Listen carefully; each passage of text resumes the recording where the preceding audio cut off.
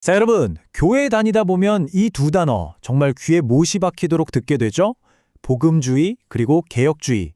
너무 자주 섞어 쓰다 보니까 마치 같은 말인 것처럼 느껴질 때도 있는데요. 사실 이 둘은 태어난 배경부터 강조하는 포인트까지 완전히 다릅니다. 오늘 이 시간 얽히고 설킨 이 두 개념을 아주 시원하고 명쾌하게 풀어보겠습니다. 제가 정말 좋아하는 질문 하나 던져볼게요.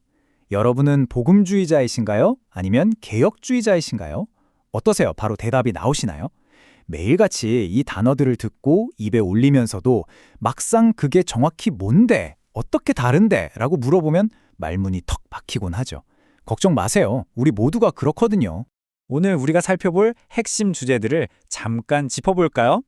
혼동하기 쉬운 두 개념이 뭔지 먼저 확인하고요.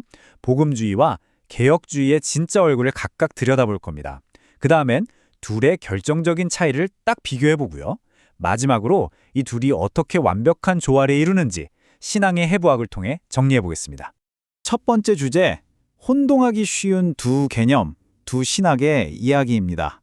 한국교회 안에서는 이 묵직한 두 단어가 정말 쉴 새 없이 뒤섞여 사용되고 있죠.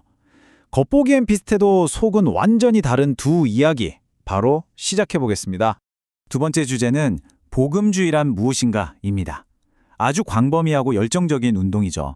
여러분, 여기서 꼭 기억하셔야 할 게 하나 있어요. 복음주의는 무슨 장로교나 감리교처럼 특정한 교파를 뜻하는 게 절대 아닙니다.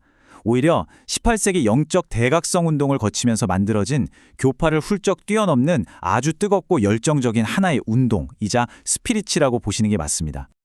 그렇다면 이 복음주의를 펄펄 끓게 만드는 엔진은 뭘까요? 역동적인 4개의 기둥이 있습니다. 첫째, 성경에 오류가 없다는 성경의 최고 권위. 둘째, 내가 죄인임을 깨닫고 다시 태어나는 회심의 경험. 셋째, 예수님의 십자가 대속에 집중하는 십자가 중심성. 그리고 마지막 넷째, 복음을 전하고 세상을 바꾸려는 선교와 사회적 실천입니다. 이 4가지가 복음주의의 심장을 뛰게 하는 핵심인 거죠.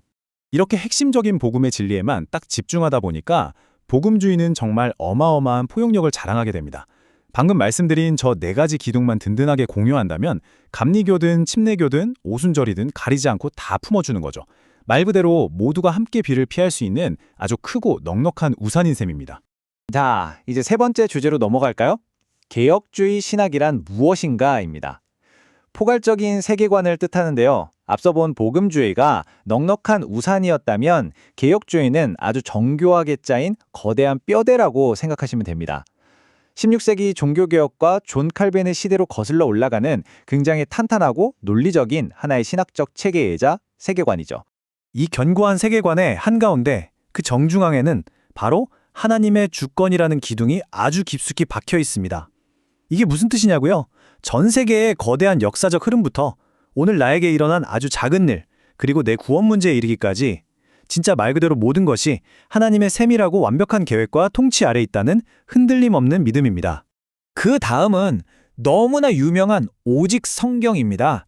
개혁주의자들에게 성경은요, 그냥 좋은 말씀 정도가 아닙니다. 그들은 성경을 신학교리, 예배드리는 방식, 심지어 우리가 밥 먹고 일하는 일상의 모든 라이프 스타일과 교회 생활을 엄격하게 통제하고 가이드하는 완벽한 매뉴얼로 봅니다. 타협의 여지가 없는 거죠. 그리고 빠질 수 없는 게 바로 언약 신학입니다. 개혁주의에서는 이 언약이라는 렌즈를 끼고 성경 전체를 바라보는데요.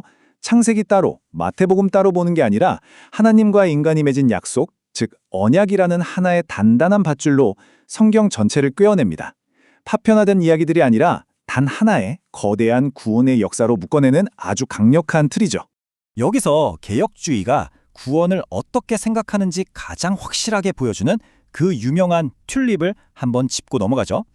전적 타락부터 성도의 견인까지 이름은 꽃처럼 예쁘지만 그 내용은 아주 단호합니다. 결론부터 말하자면 이겁니다. 구원이라는 어마어마한 일에 있어서 인간이 할 수 있는 일은 없고 오직 하나님의 은혜가 그 무거운 짐을 다 짊어지신다는 거죠. 그렇다면 이쯤에서 궁금해지죠. 복음주의와 개혁주의, 이 둘은 대체 무슨 관계일까요? 이 한 문장이면 정리가 끝납니다. 모든 개혁주의자는 복음주의자이지만 모든 복음주의자가 개혁주의자인 것은 아니다. 머릿속으로 그림을 한번 그려보세요. 복음주의라는 큼직하고 넓은 원 안에 조금 더 엄격하고 뼈대가 굵은 개혁주의라는 작은 원이 쏙 들어가 있는 겁니다. 완벽한 동심원 모델이죠. 네 번째 주제, 두 개념의 결정적 차이를 나란히 비교해 보겠습니다. 이제 뼈대는 확실히 잡히셨죠? 그럼 오늘 시간의 하이라이트로 가보겠습니다. 이 두 진영을 현미경 아래 나란히 올려놓고 진짜 현실에서 어떤 결정적인 차이들을 만들어내는지 하나하나 뜯어보죠. 첫 번째 차이점은 교리의 엄밀성입니다. 복음주의는 아까 우산이라고 했잖아요. 십자가 구원이라는 진짜 핵심만 같다면 자잘한 교리적 차이는 우리가 하나 되기 위해 기꺼이 덮고 넘어갑니다. 쿨하죠? 그런데 개혁주의는 다릅니다. 이들은 논리적인 일관성을 엄청나게 중요하게 생각해요. 특히 하나님이 모든 것을 주관하신다거나 인간은 스스로 구원할 능력이 전혀 없다는 핵심 교리에 있어서는 바늘 하나 들어갈 틈도 없이 단호합니다. 절대 타협하지 않죠? 두 번째는 예배 분위기입니다. 복음주의 진영에 가보면 그 시대 사람들의 정서에 맞게 유연하게 변하고 찬양을 할 때도 감정을 풍성하게 표현하는 현대적인 예배를 자주 볼 수 있어요. 아주 뜨겁죠? 반면에 개혁주의는 이른바 규정적 원리라는 아주 엄격한 룰을 따릅니다. 쉽게 말해서 성경이 하라고 명확히 적어놓지 않은 건 예배 시간에 안 한다는 겁니다. 굉장히 질서정연하고 오직 말씀에만 집중하는 예배를 드리는 거죠. 세 번째는 구원의 주도권을 누가 쥐고 있느냐입니다. 복음주의 진영 중에는 사람이 직접 결단하고 반응하는 인간의 자유의지를 꽤 무겁게 다루는 곳들이 있습니다. 반면에 개혁주의는 앞서 말씀드린 대로 오직 은혜입니다. 처음부터 끝까지 하나님이 주권적으로 선택하셨다는데 완전히 닻을 내리고 있죠.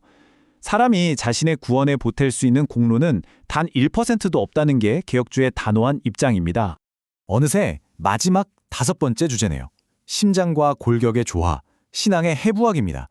서로 달라 보여서 팽팽한 긴장감이 느껴지기까지 하는 이 두 진영, 어떻게 하나로 모을 수 있을까요?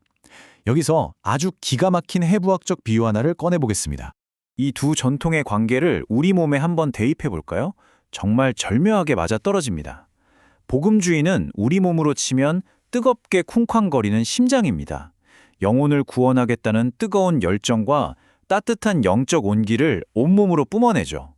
그럼 개혁주의는 뭘까요? 바로 하나님 중심의 진리를 꼿꼿하게 지탱해주는 튼튼한 뼈대와 머리입니다.